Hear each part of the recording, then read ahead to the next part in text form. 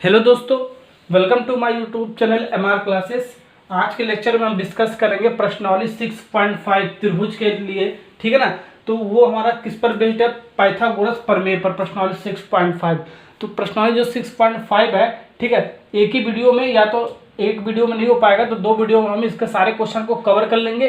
ठीक है, एक ही थ्योरम से हम पाइथागोरस प्रमेय से, ठीक है, सारे क्वेश्चन को हम सॉल्व करना सीख लेंगे। ठीक है ना। तो पाइथागोरस प्रमेय मैंने आपको पहले भी सिद्ध करना कैसे सिद्ध किया जाता है, ठीक है, उसका मैंने और कथन क्या होता है, ठीक है, वो सब मैंने आपको वीडियो के डिस्क्रिप्शन में डाल दिया, वहां से आप देख सकते हो। ठीक है, तो बहुत ही इंपॉर्टेंट आपका पाइथागोरस प्रमेय, ठीक है, ये सिद्ध करने के लिए आपका आता है। ठीक है, या तो ये आता है पाइथागोरस प्रमेय या तो आपका थेल्स प्रमेय। तो थेल्स प्रमेय भी मैंने आपको सिद्ध कराना सिखाया है, वो भी ट्रिक की सहायता से। तो ये भी आपको पाइथागोरस प्रमेय भी आपको सीखना पड़ेगा, ठीक है, सिद्ध करने के लिए, क्योंकि आपका ये दोनों में से कोई एक आपका एग्जाम में 100% आता है। ठीक है ना। तो पाइथागोरस प्रमेय क्या होता है, ठीक है, एक बार इसको देख लेते हैं और प्रश्न नंबर 1 स्टार्ट करते हैं। ठीक है, सारे प्रश्न आपका पाइथागोरस प्रमेय से हो जाएगा। ठीक है ना। तो प्रश्न नंबर 1 का आपका क्या कह रहा है? कुछ त्रिभुजों की भुजाएं नीचे दी गई हैं, निर्धारित कीजिए कि इनमें से कौन से त्रिभुज समकोण त्रिभुज हैं। इस स्थिति में कर्ण की लंबाई ज्ञात करना है हमें। ठीक है, नीचे हमारा कुछ भुजाएं दिया गया है। ठीक है, प्रश्न नंबर 1 में आपका 4 पार्ट है, वो भुजाएं दिया गया है जिससे हमें निर्धारित करना है कि वो त्रिभुज समकोण त्रिभुज है या नहीं। साथ ही साथ अगर समकोण त्रिभुज होगा तो कर्ण की लंबाई हमें बताना है। ठीक है, ये वाला हमारा क्वेश्चन है। तो हम सबसे पहले पहला वाला पार्ट स्टार्ट करते हैं। तो सबसे पहले हम जान लेते हैं पाइथागोरस प्रमेय होता क्या है। ये चीज मैंने आपको बता रखा है, लेकिन एक बार फिर से समझ लेते हैं। तो पाइथागोरस प्रमेय समकोण त्रिभुज पर बेस्ड होता है। ठीक है ना। तो समकोण त्रिभुज जहां होगा वहीं पर आपका पाइथागोरस प्रमेय लगाना है। ठीक है, तो समकोण त्रिभुज का, तो ये आपका समकोण त्रिभुज का फिगर होता है। ठीक है, 3 भुजाएं होता है, किसी भी त्रिभुज में 3 भुजा होती है। तो एक भुजा का जो 90 डिग्री हो जाएगी। ठीक है, तीनों भुजाओं में से कोई एक भुजा पर 90 डिग्री हो जाए, ठीक है, वो आपका क्या कहता है? समकोण त्रिभुज कहलाता है। ठीक है, तो आपका देखो ए बी सी आपका क्या समकोण त्रिभुज है। ठीक है, इसमें एक भुजा पर 90 डिग्री है। ठीक है, तो एक भुजा पर 90 डिग्री होना चाहिए। ठीक है, तो ये आपका समकोण त्रिभुज है। ठीक है, तो पाइथागोरस प्रमेय का कथन एक बार देख लेते हैं। समकोण त्रिभुज में सबसे बड़ी भुजा का वर्ग शेष दोनों भुजाओं के वर्ग के बराबर होता है। ये आपका समकोण त्रिभुज है, तो बड़ी भुजा का वर्ग बराबर कह रहा है आपका शेष दोनों भुजाओं के वर्ग के, ये आपका प्रमेय कह रहा है। ठीक है ना। तो बड़ी भुजा आपका क्या होता है? सबसे पहले लिखते हैं जो आपका जहां पर आपका कोण 90 डिग्री बनता है, ठीक है, 90 अंश बनता है, उसके सामने की जो भुजा होती है, इसके सामने की भुजा क्या है? कोण 90 डिग्री के सामने की भुजा क्या है? एसी है। तो ये आपका क्या होता है? एसी आपका कर्ण होता है। ये याद करना है, हमेशा याद करके चलना है। ठीक है ना, कर्ण होता है। ठीक है, मान लो यहाँ पर एक एंगल और बनना है। ठीक है, तो यहाँ पर जहां पर एंगल बनता है उसके सामने क्या होता है? आपका लंब होता है। ठीक है ना, ये सब आपको पता भी होगा, मैंने बता रखा है। और यहाँ पर एंगल बनता तो ये लंब हो जाता है। ठीक है, अगर ये लंब होगा तो ये आधार हो जाएगा, ये लंब होगा तो ये आधार हो जाएगा। ठीक है, लेकिन कर्ण आपका फिक्स रहेगा, जहां पर 90 डिग्री बनेगा वहां पर आपका कर्ण होगा। ठीक है, ये आपका आधार हो जाएगा जो बचेगा। ठीक है, अब देखो क्या रहा है? बड़ी भुजा। तो बड़ी भुजा को हम तीनों भुजाओं में सबसे बड़ी भुजा होता है आपका कर्ण वाली होता है, जहां पर 90 डिग्री बनता है वही आपका कर्ण की जो भुजा होती है। ठीक है, जो एसी जो भुजा है वो कर्ण होता है। ठीक है, तो कर्ण सबसे बड़ी भुजा होता है। तो बड़ी भुजा का वर्ग यानी कि कर्ण का हम वर्ग ले रहे हैं। ठीक है ना, से दोनों भुजाओं लंब का स्क्वायर, दोनों भुजाओं का लंब है और आधार है, लंब का स्क्वायर प्लस आधार का स्क्वायर। ठीक है ना। कर्ण का क्या मतलब है? कर्ण एसी है, ऐसे भी लिख सकते हो आप, एसी का वर्ग, कहीं कहीं हम ऐसे भी लिखेंगे। ठीक है, लंब क्या आपका ए बी है तो ए बी का वर्ग लिख देंगे, कहीं कहीं हम ऐसे भी लिखेंगे। ठीक है ना, आधार क्या है? बीसी तो बीसी लिखेंगे, बीसी का वर्ग। ठीक है, ये आपका पाइथागोरस प्रमेय का है। ठीक है ना, इतना आपको जो पता होगा तो आप प्रश्न नंबर 1 से लेकर प्रश्न नंबर जितना भी आपका क्वेश्चन है सब सॉल्व कर दोगे। ठीक है ना। तो प्रश्न नंबर 1 क्या कह रहा है आपका? स्टार्ट करते हैं। तो प्रश्न नंबर 1 यहीं पर कर लेते हैं। ठीक है, पहला वाला पार्ट का आंसर। तो क्या कर रहा है? 7 सेंटीमीटर, 24 सेंटीमीटर और 25 सेंटीमीटर दे रखा है। त्रिभुज के भुजाएं दे रखा है। ठीक है, तो सबसे पहले हम छाटेंगे सबसे बड़ी भुजा क्या है। तो सबसे बड़ी भुजा इसमें क्या? 25 सेंटीमीटर है। तो 25 सेंटीमीटर क्या हो जाएगा आपका? कर्ण। तो 25 सेंटीमीटर का स्क्वायर हो जाएगा। सबसे पहले हम चेक करेंगे समकोण त्रिभुज है या नहीं है। ठीक है, चेक करने के लिए क्या करना पड़ेगा? ये लंब कर्ण का स्क्वायर होगा बराबर लंब का स्क्वायर प्लस आधार का स्क्वायर, ये वाला पाइथागोरस प्रमेय आपका पालन करना चाहिए। अगर जो पालन नहीं करेगा तो समकोण त्रिभुज नहीं होगा, जाहिर सी बात है। ठीक है, तो 25 का स्क्वायर बराबर अब 7 का, या तो 7 का स्क्वायर प्लस 24 का स्क्वायर लिख लो, 7 का स्क्वायर प्लस 24 का स्क्वायर, दो अन्य भुजाएं ना आपका ये। ठीक है ना, या 24 का स्क्वायर प्लस 7 का स्क्वायर लिख सकते हो, बात एक ही है। ठीक है, इसको सॉल्व करोगे आपका कितना आएगा, 25 का वर्ग 625 बराबर ये 49, ये 24 का वर्ग करोगे तो आपका कितना आएगा, 24 का वर्ग करोगे 576 आएगा।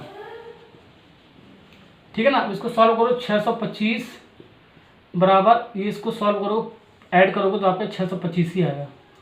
अब देखो ये आपका दायां पक्ष, अब देखो एक स्टेटमेंट आपको लिखना पड़ेगा, तो 625 बराबर 625 आ गया, यानी कि ये पाइथागोरस प्रमेय का फॉलो कर रहा है। ठीक है, तो सिंस त्रिभुज की दी गई जो भुजाएं आपका, ये जो त्रिभुज की दी गई जो भुजाएं आपका पाइथागोरस प्रमेय का पालन करती है, अतः यह संपूर्ण त्रिभुज की भुजाएं हैं। जब पाइथागोरस प्रमेय का पालन करेगा जो दिया गया भुजाएं, ठीक है, तो वो संपूर्ण त्रिभुज होगा। ठीक है, जब संपूर्ण त्रिभुज होगा तो कड़ की लंबाई क्या हो जाएगा, जो बड़ी भुजा वही कड़ की लंबाई हो जाएगा। तो इसमें बड़ी भुजा क्या था 25 है, तो 25 सेंटीमीटर क्या हो जाएगा, ये आंसर हो जाएगा आपका।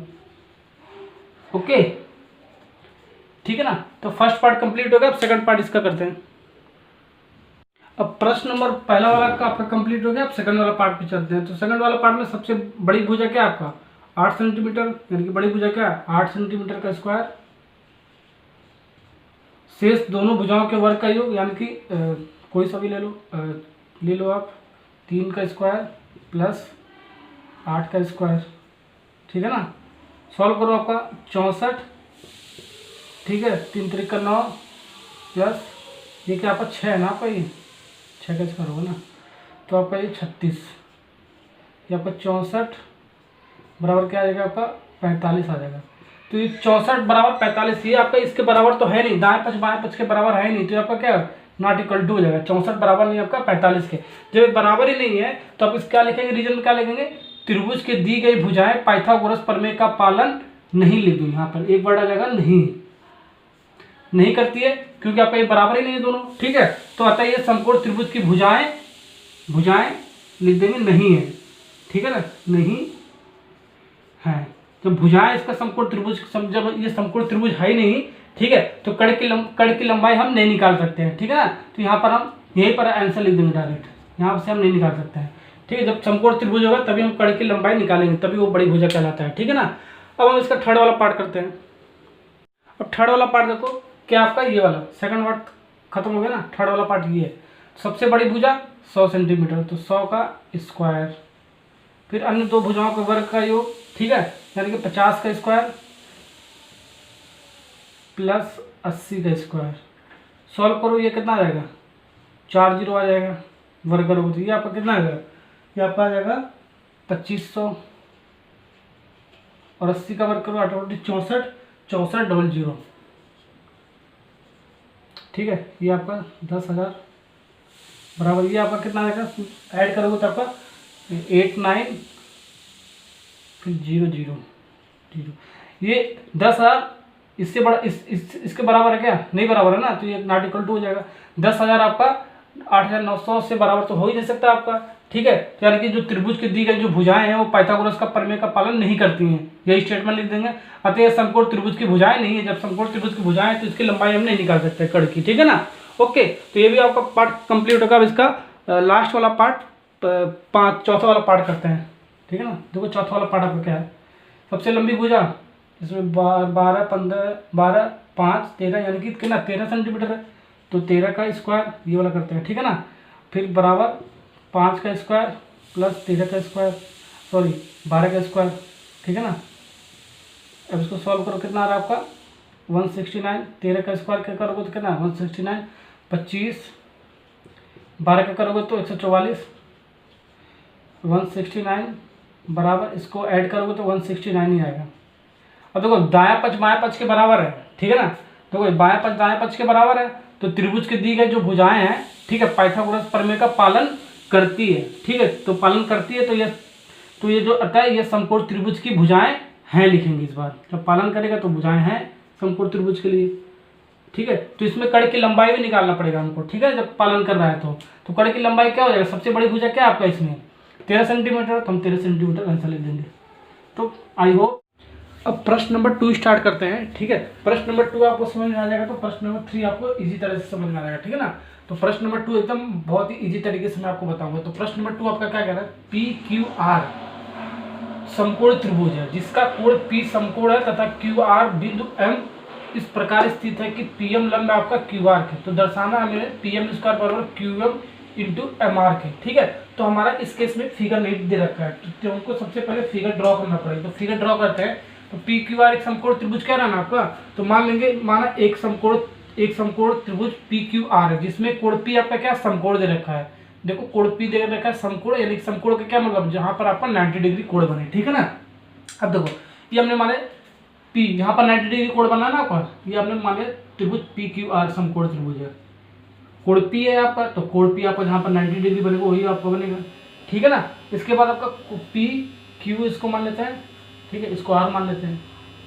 ठीक है, देखो पी क्यू आर और पी आपका समकोण त्रिभुज बन रहा है। ठीक है ना, ओके, यानी कि पी आपका समकोण है या पी क्यू आर आपका एक समकोण त्रिभुज बन गया। ठीक है, इसके बाद क्या कहना है, क्यू आर आपका भुजा है। ठीक है, बिंदु एम इस प्रकार स्थित है कि जो पी एम है, ठीक है, जो जहां पर एम आपका होगा, पी एम होगा, लंब होगा आपका किसके, क्यू आर के। तो यहाँ पर हम एक पी एम लाइन ड्रॉ कर देते हैं। ठीक है, ये एम पॉइंट है ना, बता रहा ना एम बिंदु है, क्यू आर पर आपका एम बिंदु है। ठीक है, तो इस बिंदु को और इस बिंदु से मिलाएंगे।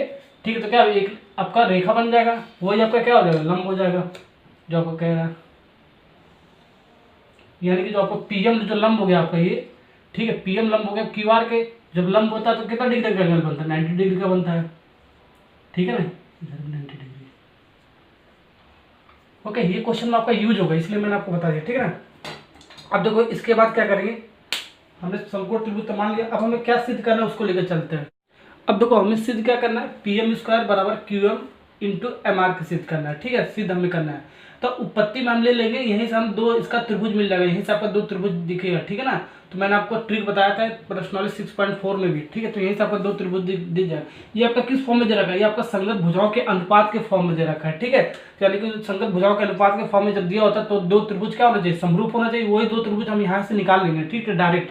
तो यहाँ से सबसे पहले इसके सिंप्लीफाई करके लिखते हैं, P M into P M बराबर Q M into M R. बात देखिए, या तो ऐसे लिखो या तो ऐसे लिखो। ये लिख देता हूँ समीकरण नंबर 1 से।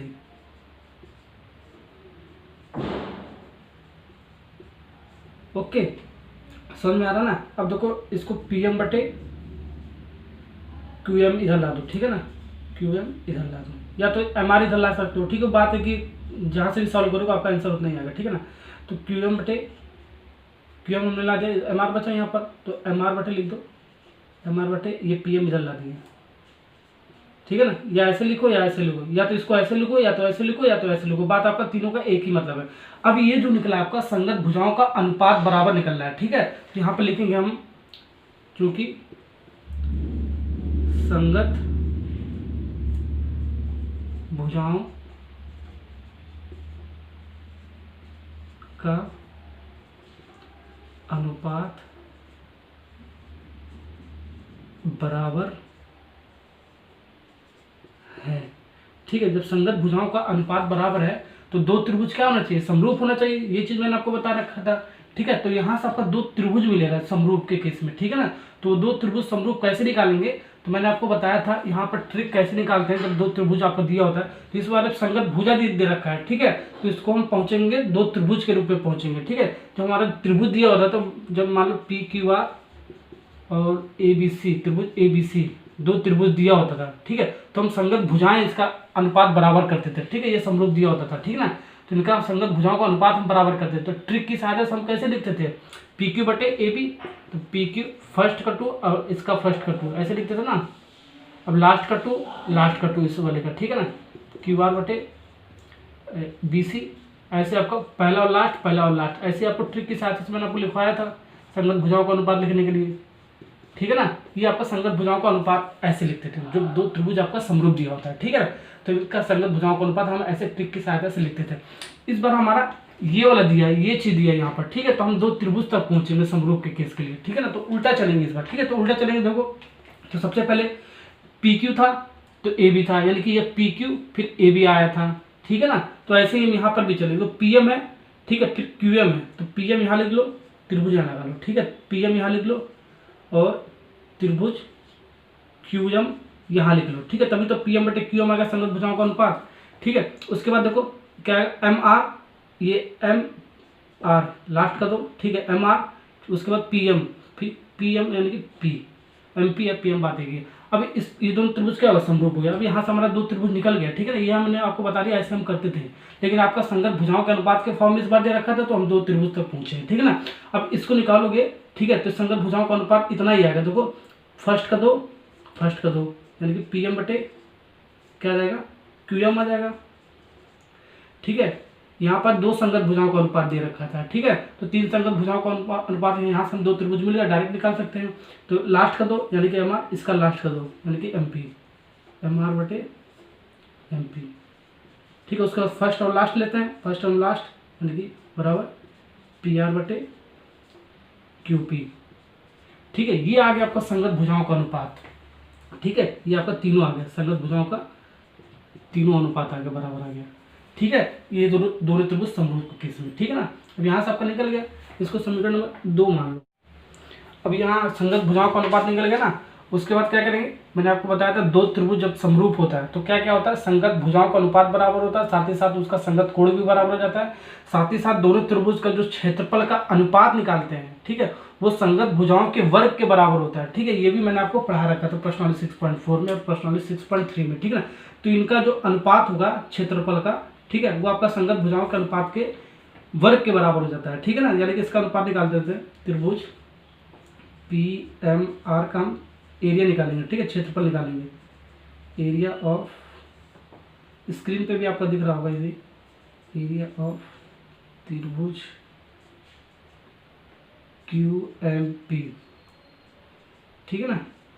इन दोनों त्रिभुजों का क्षेत्रफल का जो अनुपात होगा वो संगत भुजाओं के वर्ग के बराबर होता है, ठीक है। तो संगत भुजाओं का ये क्या हमने ये निकाला है, तो आपका ये होगा पी एम बटे क्यू एम, वर्ग कर देंगे इस बार, ठीक है ना, फिर बराबर एम आर बटे एम पी, फिर वर्ग कर दो इसका, ठीक है, फिर बराबर क्या हो गया आपका ये वाला ना, पी आर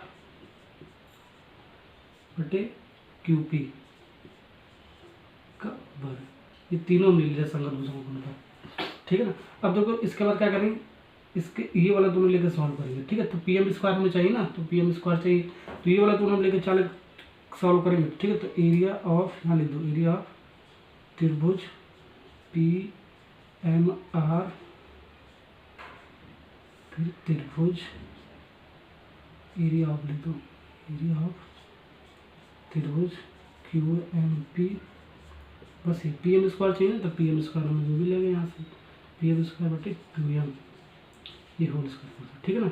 इसको समीकरण नंबर 3 मान लो। अब इसको हमें एरिया, अब इस समीकरण नंबर 3 को हमने ऐसे लिख दिया, ठीक है। तो हमें एरिया निकालना है, यानी क्षेत्रफल निकालना है, क्षेत्रफल त्रिभुज पी एम आर बटे area of Q M P, यहाँ से आपका डायग्राम से निकल जाएगा, ठीक है। तो किसी भी त्रिभुज में, ठीक है, उसका क्षेत्रफल का फार्मूला क्या होता है, एरिया का फार्मूला क्या होता है, 1/2 गुणे आधार गुणे ऊंचाई, ठीक है ना। तो यही तो होता है ना, त्रिभुज का क्षेत्रफल 1/2 गुणे आधार गुणे ऊंचाई, यही होता है आपका, ठीक है। तो यहाँ से हम निकाल लेंगे, तो 1/2 ऊपर के निकाल लेंगे आधार, ठीक है। तो आधार इसके क्या है, पी एम आर है, पी एम आर, ठीक है। तो आधार आपका क्या हो गया, ये हो गया, ठीक है ना, ये हो गया। इसको जब पलटोगे तो आपका इस टाइप का आपको बनेगा, देखो आधार कैसे आपका ये हो रहा है, इस टाइप का, ये आपका समकोण त्रिभुज बन जाएगा। ये आपका क्या है, पी है 90 डिग्री, ठीक है, ये आपको क्यू मान लो, ये आर मान लो, ये क्यू मान लो, ठीक है। ये आपका क्या है, एम है, ठीक है। ये क्या होगा आपका, ये बेस हो गया, ये आपका आधार हो गया, ठीक है। ये आपका पूरा आधार हो गया, जो भी आपका त्रिभुज कहेगा, ठीक है ना, ये आपका आधार हो गया। और जो आपका जहाँ पर लंब डालते हैं हम, जहाँ पर आपका 90 डिग्री लंब बनता है, वो आपका क्या हो जाता है, वो ऊंचाई हो जाता है, ठीक है। तो ये ऊंचाई हो जाता है, तो हर केस में ऊंचाई आपका पी एम ही होगा, ठीक है ना। तो यहाँ पर फार्मूला लगा दो, 1/2 गुणे आधार क्या होगा आपका, पी एम आर था, तो आधार आपका ये वाला हो गया, ठीक, आधार सॉरी ये वाला हो गया, एम आर हो गया, देखो एम आर हो जाएगा आधार, ठीक है ना। ओके, तो एम आर आपका क्या होगा, आधार हो जाएगा, एम आर इंटू, उसके बाद देखो ऊंचाई क्या है, पी एम, देखो पी एम, जहाँ पर आप लंब डालते हैं वहाँ पर 90 डिग्री बनता है, वहीं पर आपका ऊंचाई हो जाता है, ठीक है ना।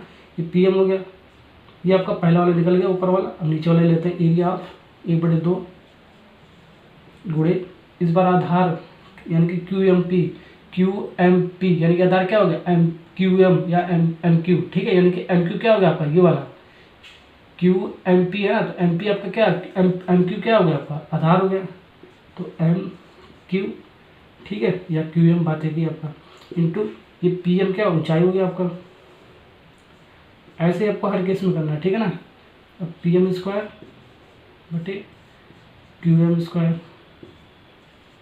ठीक है, ये एक बड़े दो कैंसिल, पी एम से पी एम कैंसिल, यानी कि ये क्या बच गया एम आर, इसको हम क्यू एम भी ले सकते हैं, ठीक है ना, क्यू एम, ये इसको सॉल्व कर दो, पी एम स्क्वायर बटे क्यू एम स्क्वायर बचेगा, एक क्यू एम से एक क्यू एम कट जाएगा आपका, ठीक है ना, यानी कि पी एम स्क्वायर बराबर ये क्यू एम इधर लाएंगे इंटू एम आर, ठीक है, यही हमें सिद्ध करना था। हाँ, ठीक है, प्रश्न नंबर 3 भी आपको ऐसे ही प्रॉपर लैंग्वेज में आपको करना है, ठीक है ना। तो आपका ये आ गया पी एम स्क्वायर बराबर Q M into M R, ठीक है, तो हम लिख देंगे हेंस प्रूव्ड। अब हम प्रश्न नंबर 3 स्टार्ट करते हैं। तो 2 समझ में आ गया होगा, तो 3 भी आपको बहुत ही आसानी से समझ में आ जाएगा, ठीक है ना। तो दिए गए आकृति में ए बी डी समकोण त्रिभुज है जिसका कोण ए समकोण है तथा ए सी लंब आपका बी डी के दर्शाइए कि पहला पार्ट, दूसरा पार्ट, तीसरा पार्ट इस बार हमको प्रूव करना है, ठीक है ना। इस बार हमारा आकृति दे रखा है, बनाने की जरूरत नहीं है, ठीक है ना। तो आकृति ए बी डी है, ए बी डी जिसका कोण एक समकोण ए है, ठीक है, जिसका कोण ए समकोण है, यानी कि ए आपका कितना 90 डिग्री बनना चाहिए, ठीक है, यही दे रखा है। और जो आपका ए सी है, ए सी वो लंब है आपका बी डी के, ये चीज़ आपका फिगर तो आपका इस बार दे रखा है, बनाने की जरूरत नहीं है। तो हमारा इस बार मानेंगे नहीं, आपका दिया है, तो दिया है एक समकोण त्रिभुज एबीडी जिसमें कोण आपका समकोण यानी 90 डिग्री है, ठीक है, ये चीज़ दे रखा है आपका, ठीक है ना। ओके, अब यहाँ से आपका ये भी ऐसे इसको पलटोगे तो आपका बेस के फॉर्म में, आधार के फॉर्म में बनाओगे, ठीक है, तो ऐसे बना सकते हो, ठीक है। इस बार ए आपका क्या है, ए आपका समकोण है, ये ऊंचाई के लिए मैं आपको बता रहा हूँ, ठीक है, क्योंकि किसी से कोई ऊंचाई यहाँ से आपको निकालने नहीं आता होगा, ठीक है, तो मैं आपको यहाँ से थोड़ा सा अच्छे से डायग्राम बना के दिखा रहा हूँ। तो ये आपका क्या होगा, ये ए हो गया समकोण, ये बी मान लेते हैं, ये आपका क्या है डी मान लेते हैं, ठीक है ना, ये ए सी इस बार, ठीक है, यहीं से आपका अभी आधार और ऊंचाई निकल जाएगा, ठीक है ना, जब मैं यहाँ तक हम पहुँचेंगे। तो अब देखो इसके बाद देखो क्या करेंगे हम, पहला पार्ट प्रूव करना है, तो सिद्ध क्या करना है, ए बी स्क्वायर बराबर B C into B D के, तो समीकरण नंबर 1 मान लो, ठीक है। तो इसको ऐसे लिख सकते हैं ना, A B into A B बराबर B C into B D, समीकरण 1 से, ठीक है ना। तो इसको फिर ऐसे लिख दो जैसे हमने बताया, ए बी बटे बी सी बराबर बी डी बटे क्या बी डी बटे ए बी, जो भी संगत भुजाओं का अनुपात बराबर हो रहा है, ठीक है, तो बराबर हो रहा है तो दो त्रिभुज आपका समरूप मिल जाएगा, तभी तो आपका संगत भुजाएं बराबर होता है ना। तो यहाँ से आपका दो त्रिभुज समरूप मिल जाएगा, कौन सा त्रिभुज, ए बी देखो ए बी बटे बी सी, तो बी सी इधर लिख दो, ठीक है ना। ऐसे मैंने ट्रिक बताया था ना, ये दिया होता है ऐसे कैसे पहुंचेंगे, ये दिया होगा तो ऐसे कैसे पहुंचेंगे, ठीक है ना। तो ए बी बटे बी सी संगत भुजाएं, उसके बाद क्या बी डी, यानी कि ये बी डी बटे क्या हो जाएगा आपका ए बी, ठीक है ना, बी डी बटे क्या हो जाएगा आपका ए बी, तो ये आपका क्या हो जाएगा ए लिख दो, ठीक है, लेकिन आपका सी आ रहा है, ठीक है ना, तो आपका सी आ रहा है, लेकिन ये भी आपका सही है, या तो इसको ऐसे लिख दो, ठीक है, त्रिभुज ए बी हमें इस वाले फॉर्म में लेकर चलना है, ठीक है, समरूप हो जाएगा आपका ए बी बटे बी सी, यानी कि सी भी लिख सकते हो तो भी बी सी बराबर हो जाएगा, ठीक है, और फिर ए लिख दो, आ जाएगा ना आपका। देखो या तो ऐसे लिख दो या तो ऐसे लिख दो, दोनों त्रिभुज समरूप, ठीक है, तो बात एक ही है आपका। अब इसको यहाँ से इसको सॉल्व करो तो आपका इतना ही आएगा, ठीक है, थोड़ा सा हमें ट्रिक, थोड़ा सा दिमाग लगा के करना है, ठीक है, कि इस वाले फॉर्म में आपका आना चाहिए, ठीक है, ऐसे सॉल्व करोगे आपका संगत भुजाओं का अनुपात निकाल लो, दोनों त्रिभुज आपका क्या हो रहा है समरूप हो गया, ठीक है, तो इसको संगत भुजाओं का अनुपात निकाल लो, तो ए बी फर्स्ट कर दो और फर्स्ट कर दो दोनों के लिए, ठीक है, ए बी बटे सी बी लिखो, बी सी लिखो, बात की है ना, फिर बराबर लास्ट कर दो बी डी बटे बी ए लिखो या ए बी लिखो, बात की है, फिर बराबर फर्स्ट और लास्ट, तो ए डी बटे क्या हो गया आपका इसका फर्स्ट और लास्ट सी, ठीक है, ये आपका क्या है संगत भुजाओं का अनुपात बराबर है, ठीक है, क्योंकि हमारे ये दोनों त्रिभुज क्या समरूप ने यहाँ से जो आपका दिया था यहाँ से निकाल लिया, ठीक है ना। इसके बाद क्या करेंगे हम, ठीक है, हम इसका ये दोनों त्रिभुज का क्षेत्रफल का अनुपात निकालेंगे, ठीक है ना। तो अनुपात निकाल लो, तो कौन सा क्षेत्रफल का आपका ए बी डी बराबर बटे त्रिभुज सी बी ए बन रहा है आपका, ठीक है ना। तो दोनों त्रिभुज का जो समरूप है तो उनका जो क्षेत्रफल का जो अनुपात होता है वो संगत भुजाओं के वर्ग के बराबर होता है। तो संगत भुजा हमने ये निकाला है, तो ए बी, ठीक है, ए बी बटे सी बी का वर्ग कर दो बराबर बी डी बटे बी ए, इसका भी वर्ग कर दो, फिर बराबर ए डी बटे सी ए का वर्ग कर दो। अब हमें लॉजिक लगाना है, ठीक है, इसमें से कौन सा हमें पार्ट लेना है। तो हमें क्या सबसे पहले यहाँ पर देखेंगे ए बी स्क्वायर है, तो ए बी स्क्वायर यहाँ पर लाना, तो ये वाला दोनों पार्ट लेके चलेंगे, ठीक है। तो एरिया आप त्रिभुज ये आपका क्या है ए बी डी था ना आपका, ए बी डी है ना, त्रिभुज ए बी डी आपका, ठीक है। तो यहाँ पे ले लेंगे एरिया ऑफ त्रिभुज A B D, A B D, फिर एरिया ऑफ त्रिभुज सी बी ए,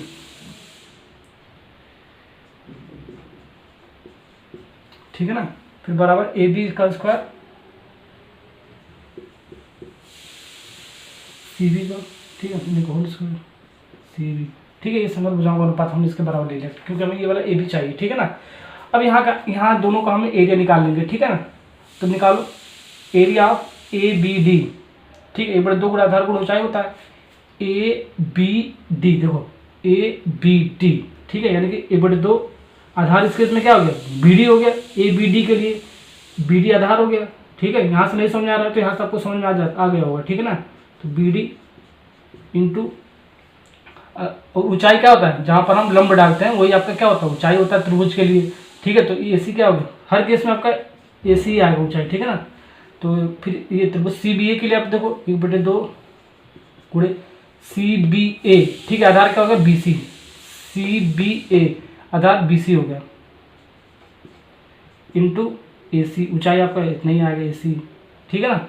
फिर ये क्या आपका ए बी बटे सी बी का होल स्क्वायर, 1/2 और ए सी कैंसिल, तो आपका ये आ गया बी डी बटे बी सी बराबर ए बी बटे सी बी, ठीक है ना। इसको सॉल्व करो बी डी बटे बी सी, इसको हम बी सी भी लिख सकते हैं, ठीक है, कोई फर्क नहीं पड़ता। तो ए बी का स्क्वायर बटे बी सी का स्क्वायर लिख सकते हैं, एक स्क्वायर से एक बी सी से एक बी सी कैंसिल हो जाएगा, ठीक है। तो यहाँ से आ जाएगा ए बी का स्क्वायर बराबर B D into B C. तो ये चीज़ तो हमें सिद्ध करना था ना, देखो ए बी का square B D into B C, या तो ऐसे लिख सकते हो, देखो ऐसे लिखो बात है कि ए बी का स्क्वायर बराबर B C into B D लिख दो। तो ये चीज़ तो हमें सिद्ध करना है, ठीक है। तो लिख देंगे हेल्स प्रूव्ड, ठीक है। तो ये वाला पार्ट भी समाप्त हो गया, पहला वाला खत्म, दूसरा वाला पार्ट स्टार्ट करते हैं इसका। अब देखो 2 क्वेश्चन हमने कर लिया, ठीक है, प्रश्न नंबर 2 और प्रश्न नंबर 3 का फर्स्ट पार्ट। तो 2 क्वेश्चन आप आराम से कर सकते हो, ठीक है। बस इसमें न्यूमेरिकल वैल्यू चेंज करना है, ठीक है ना, वर्ड फॉर्म में चेंज करना है आपको, ठीक है, ये चीज़ आना चाहिए आपको। तो इस बार आपको क्या सिद्ध करना है, हम ये वाला पार्ट करते हैं, ठीक है। ए सी स्क्वायर बराबर B C into D C के, तो ए सी स्क्वायर बराबर B C into D C, तो इसको ऐसे फॉर्म में लिख सकते हैं ना, ए सी कर दो, ए सी कर दो, बी सी ये क्या है डी सी, तो डी सी लिख दो। बहुत ईजी यार, समीकरण नंबर 1 इसको 1 से हम कर रहे हैं, ठीक है ना। अब ए सी इसको लिख दो, ए सी बटे बी सी लिख सकते हैं, फिर उसके बाद डी सी बटे ए बी लिख सकते हैं, डी सी बटे ए सी लिख सकते हैं, कोई फर्क नहीं पड़ता। संगत भुजाओं का अनुपात बराबर, ये आपका दे रखा है क्वेश्चन में, ठीक है ना। यहाँ से हमारा था तो यहाँ से हमने निकाला था इसको। यहाँ से आपका 2 त्रिभुज समरूप मिल जाएगा, वो 2 त्रिभुज समरूप कैसे मिलेगा, ए सी बटे बी सी, ठीक है, त्रिभुज ए सी बटे बी सी, ठीक है। फिर उसका डी सी यानी कि डी सी डी या डी सी बातें की आपका, सी डी बटे लास्ट का तो यानी कि ये आपका ए सी यानी कि सी ए बातें की आपका, ठीक है। ये आपका दोनों त्रिभुज क्या होगा समरूप हो गया। अब इसको संगत भुजाओं का अनुपात यहाँ से निकाले वो दोनों त्रिभुज के लिए, तो आपका इतना ही आ गया। देखो फर्स्ट का 2 इसका फर्स्ट का 2 यानी कि ए सी बटे बी सी बराबर लास्ट का 2 लास्ट का 2, तो सी डी बटे, ये ट्रिक है आपका निकालने का, ठीक है ना। बराबर, ये सब मैंने आपको पढ़ा रखा है प्रश्नावली 6.3 में और प्रश्नावली 6.4 में। तो एक बार वीडियो का डिस्क्रिप्शन में आपको मिल जाएगा वो लिंक, ठीक है, सारे क्वेश्चन, ठीक है। तो आप एक बार जरूर देखना प्रश्नावली 6.3, 6.4 और 6.2 और 6.1, ठीक है। तो CD बटे ये आपका फर्स्ट का लास्ट और फर्स्ट और लास्ट, ठीक है। तो AD बटे BA, ठीक है ना। आ गया, देखो AC बटे BC, DC बटे AC, DC लिखो या CD लिखो, बातें की, AC लिखो या CA लिखो, बातें की, आपका कोई फर्क नहीं पड़ता है, ठीक है। ये आपका क्या संगत भुजाओं का अनुपात बराबर होने के कारण हो रहा है, ठीक है ना, क्योंकि दोनों त्रिभुज को क्या समरूप है। ओके, यहाँ तक समझ आया ना। अब इनका क्षेत्रफल का अनुपात निकाल लेंगे, ठीक है। तो निकाल लो, त्रिभुज ACD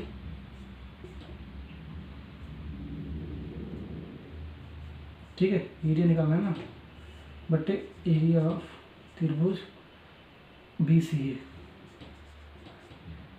यार इसको मैंने क्वेश्चन को बहुत इजी तरीके से बता दिया, ठीक है ना। बुक में पता नहीं कैसे कैसे कोड समरूपता ये वगैरह करके बताया है, ठीक है ना, लेकिन मैंने आपको बहुत इजी तरीके से बता दिया इसको। अब देखो इसके बाद क्या करेंगे, इसका संगत भुजाओं का अनुपात वर्ग के बराबर होता है दोनों, ठीक है ना। ये सब मैंने बता रखा है आपको, BC CD और TCA, अब खुद से आप कर सकते हो, ठीक है ना। ये आपका क्वेश्चन आएगा, ठीक है, प्रूव करने के लिए कोई एक पार्ट आपका जरूर आएगा 2 नंबर में। अब देखो 2 नंबर में 4 नंबर में आएगा। अब देखो हमें कौन सा वाला पार्ट चाहिए, हमें देखो सबसे पहले हमें AC स्क्वायर चाहिए, दूसरा वाला पार्ट कर रहे हैं ना हम। तो AC स्क्वायर चाहिए, तो AC स्क्वायर इसमें, तो ये वाला दोनों हम लेकर सॉल्व कर लेंगे, ठीक है, बस बात खत्म। तो एरिया इस बार क्या ACD है, त्रिभुज ACD इस बार क्या बटे एरिया BCA है आपका, ठीक है। AC बटे BC है, AC इस बार बटे BC है, बस क्वेश्चन खत्म। एरिया निकाल लो दोनों त्रिभुज का, एरिया ऑफ ACD, ठीक है, 1/2 गुणे आधार गुण ऊंचाई होता है आपका, ठीक है। तो आधार क्या है, CD हो गया आपका, देखो CD हो गया, CD ऊंचाई आपको उतना ही होगा जो लंब डालते हैं, AC 1/2 इसके लिए। त्रिभुज BC हो गया आपका आधार, ऊंचाई आपका AC होगा, फिर बराबर AC का स्क्वायर बटे BC का स्क्वायर लिख सकते हैं यहाँ से, ठीक है। AC 1/2 आपका कैंसिल, यहाँ से CD बटे BC बराबर AC का स्क्वायर बराबर बटे BC का स्क्वायर, तो BC से आपका एक BC आपका कैंसिल, तो AC स्क्वायर बराबर क्या आ जाएगा यहाँ से BC इंटू DC के, या CD या DC बात है की। तो यही चीज़ क्या करना था, हमें प्रूव करना था। तो कुछ सेकंड वाला पार्ट तो हमारा हेंस प्रूव्ड हो जाएगा, ठीक है। तो ऐसे ही क्वेश्चन को थर्ड वाला पार्ट भी सॉल्व कर सकते हो, ठीक है। तो थर्ड वाला पार्ट करते हैं। अब इसका थर्ड वाला पार्ट स्टार्ट करते हैं, ये वाला, ठीक है, ये वाला AD स्क्वायर बराबर BD इंटू CD के। तो AD ऐसे लिख सकते हैं हम, ठीक है। फिर AD बटे BD लिख देते हैं, फिर बराबर CD बटे AD लिख दिया, ठीक है। यहाँ से आपका संगत भुजाओं का अनुपात बराबर है, तो 2 त्रिभुज आपका समरूप मिल जाएगा, वो 2 त्रिभुज यहीं से मिल जाएगा आपका, ठीक है। तो AD बटे BD एंड BD इधर आ जाएगा, BD त्रिभुज आ गया, ठीक है ना। उसके बाद CD, ठीक है, CD DC, ठीक है, C लिख दो, ठीक है। उसके बाद AD यानी कि A आ जाएगा यहाँ से, ठीक है, समरूप हो गया। सॉल्व करोगे आपको इतना ही आएगा, देखो संगत भुजाओं का अनुपात निकालो, तीनों संगत भुजाओं का अनुपात यहाँ से निकल जाएगा।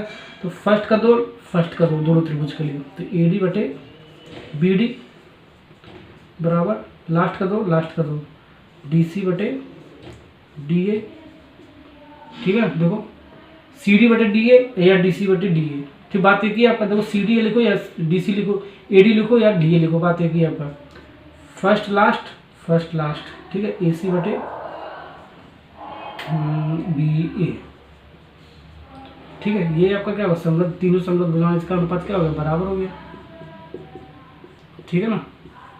ओके, अब इसके बाद देखो क्या करेंगे, इनका क्षेत्रफल का अनुपात निकालेंगे, ठीक है। तो संगत भुजाओं के वर्ग के बराबर होता है इनका क्षेत्रफल का अनुपात, दोनों त्रिभुज जब समरूप होता है। त्रिभुज ADC एरिया निकाल लो बटे एरिया ऑफ त्रिभुज क्या है BDA बराबर AD बटे BD, संगत भुजाओं का वर्ग के बराबर होता है ना, बराबर DC बटे DA बराबर AC बटे बी ए, ठीक है। तो हमें ये वाला दोनों चाहिए, ए डी चाहिए हमें, ए डी स्क्वायर चाहिए, तो ये वाला दोनों ले लेंगे, ठीक है। तो त्रिभुज ए डी सी, ए डी सी त्रिभुज बी डी ए, ठीक है, एरिया बी डी ए, तो A D square B D. अब इसको सॉल्व करो, ए डी सी, एरिया निकाल लो, A D C, A D C, A D C, तो ये बड़े दो गुणे आधार, आधार क्या हो गया आपका, डी सी हो गया, ऊंचाई आपका क्या ए सी हो जाएगा,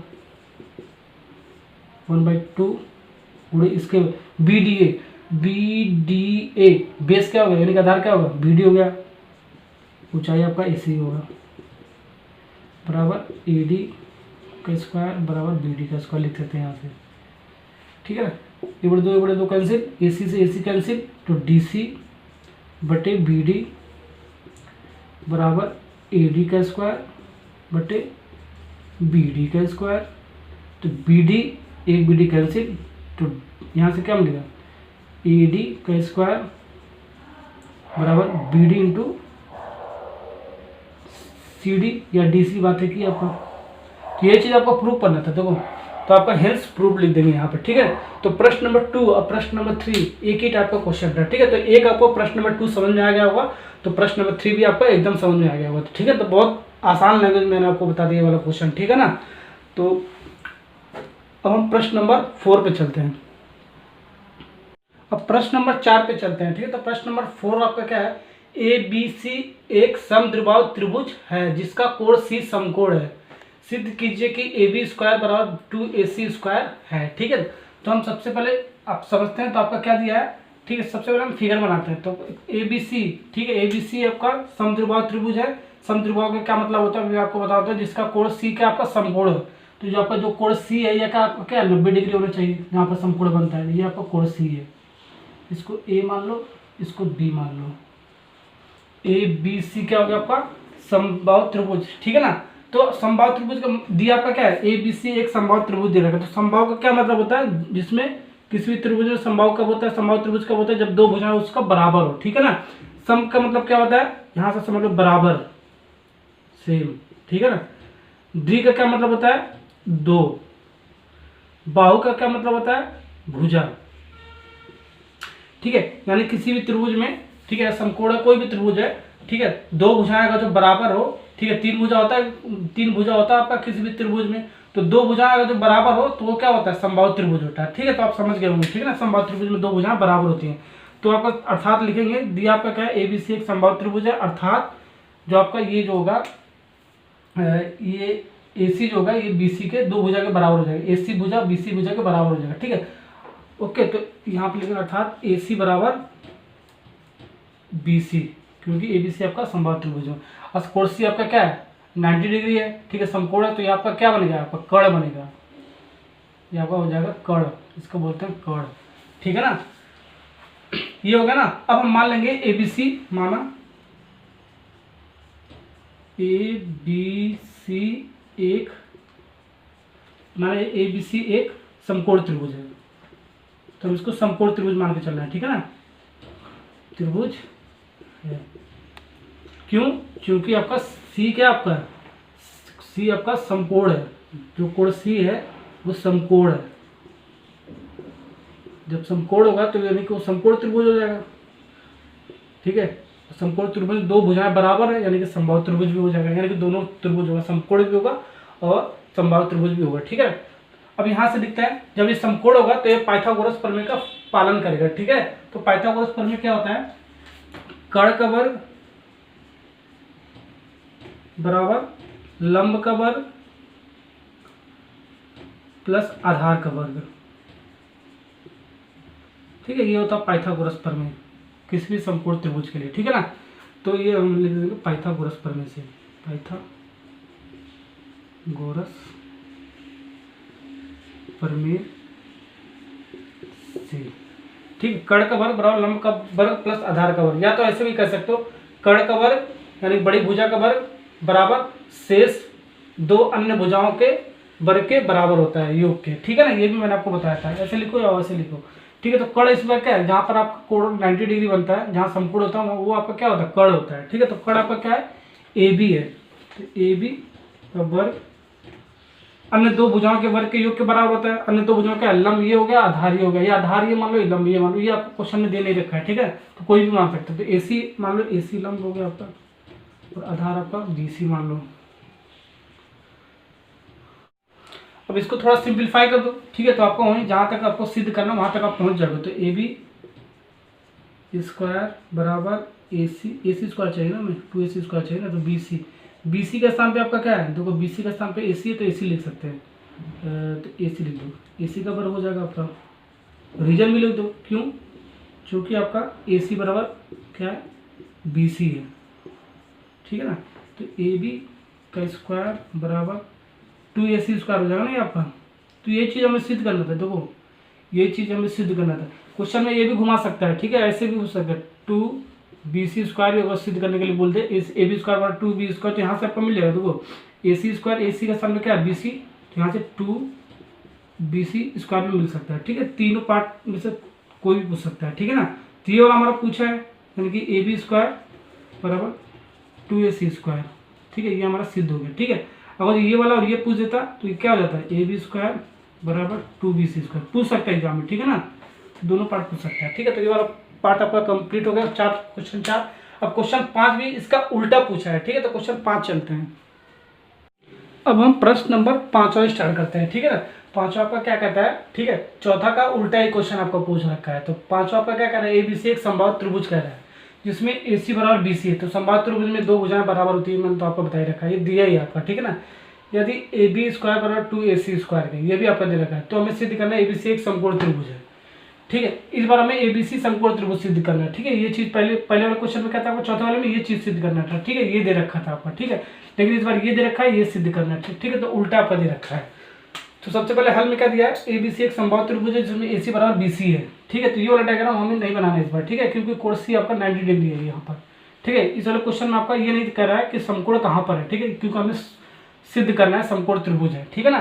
तो ऐसे बना लेंगे, ठीक है, क्या है, ABC एक समबाहु त्रिभुज जिसमें AC बराबर BC है, ठीक है ना, ऐसे बना लेते हैं। ये AC बराबर BC है, ठीक है ना, AC बराबर BC, दो ये AC बराबर BC भुजा है, ठीक है ना। ये आपका समबाहु त्रिभुज बन गया आपका, यानी कि ABC एक आपका समबाहु त्रिभुज बन गया, ठीक है ना। AB और इसके लिए AB स्क्वायर बराबर 2AC स्क्वायर का दे रखा है, ठीक है। तो यहाँ पर दे रखा है AB स्क्वायर बराबर 2AC स्क्वायर, ठीक है, तो यहाँ से ऐसे लिख सकते हैं। अब यहाँ पर क्वेश्चन आपका खत्म हो गया, ठीक है ना, इसको बस तोड़ के लिख दो। ये AC square plus AC square लिख दो, ठीक है। फिर AB स्क्वायर बराबर AC square plus AC square एक इसका BC स्क्वायर लिख दो, ठीक है ना, क्योंकि AC बराबर BC है आपका, ऐसे लिख सकते हो, ठीक है। AC के सामने में BC लिख दिया। अब ये क्या होगा, अब ये पाइथागोरस प्रमेय का फॉलो कर रहा है, ठीक है, यानी कि ये आपका AB क्या होगा, ये आपका बड़ी जो भुजा होता है कर्ण होता है, कर्ण का वर्ग बराबर ये अन्य दो भुजाओं के वर्ग के योग के बराबर होता है, ठीक है। इसे लंब मान लो, इसे आधार मान लो, आधार का वर्ग, ठीक है, यानी कि ये आपका पाइथागोरस प्रमेय का फॉलो कर रहा है। AB स्क्वायर मतलब AC square plus BC square, ठीक है, यानी कि AB स्क्वायर, ठीक है। ये जो होगा AB स्क्वायर क्या, ये आपका कर्ण हो गया, तो कर्ण क्या है, AB है, यानी कि कोण C क्या आपका बनेगा, 90 डिग्री बनेगा, समकोण बनेगा कोण C, तभी तो ये आपका AB कर्ण होगा ना आपका। तो AB आपका क्या होगा, यहाँ पर कर्ण हो गया, ठीक है ना, AB आपका क्या होगा, कर्ण हो गया, ओके, ठीक है ना, कर्ण तो मान लोगे ना। अब यहाँ से हम कह सकते हैं कि उपरोक्त जो समीकरण है आपका, उपरोक्त समीकरण जो ये वाला है, ठीक है, उपरोक्त समीकरण पाइथागोरस प्रमेय का पालन करता है, पाइथागोरस प्रमेय का पालन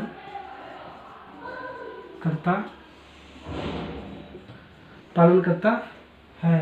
अतः त्रिभुज ABC एक समकोण